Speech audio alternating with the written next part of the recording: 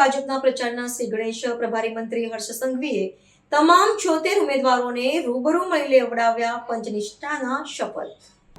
વડોદરા મહાનગરપાલિકાની આગામી ચૂંટણી માટે ભારતીય જનતા પાર્ટીએ વિધિવત રીતે પોતાની ચૂંટણી પ્રચારના શ્રી ગણેશ કર્યા છે।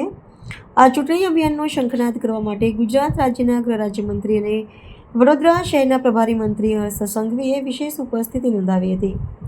તેમણે પક્ષ દ્વારા જાહેર કરાયેલા તમામ 76 ઉમેદવારો સાથે રૂબરૂ મુલાકાત કરી તેમને ચૂંટણી જંગ માટે પ્રોત્સાહિત કર્યા હતા અને પક્ષની સંગઠનાત્મક શક્તિનો પરિચય કરાવ્યો હતો।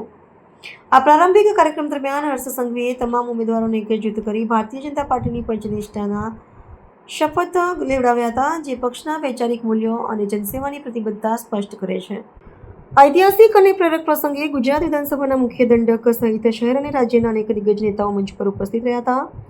મંત્રીની આ પ્રત્યક્ષ મુલાકાત અને શપથવિધિથી ભાજપના કાર્યકરો તેમજ ઉમેદવારોમાં એક નવો ઉત્સાહ અને આત્મવિશ્વાસ જોવા મળ્યો હતો।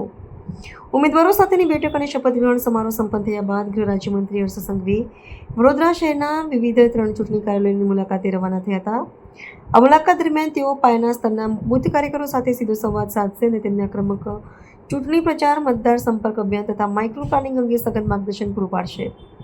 આ સમગ્ર બેઠકનો દોર વડોદરામાં ભાજપની ચૂંટણીલક્ષી સજ્જતા અને મજબૂત વ્યૂહરચનાનો સ્પષ્ટ ચિતાર આપે છે। બધા જ લોકો આજે શિવજીને દર્શન કર્યા કે નહીં?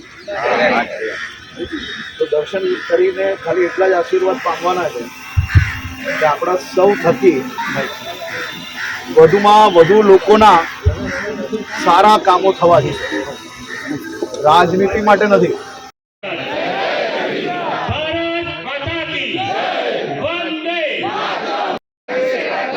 નાગરિક દેવો ભવ ના ભાવ સાથે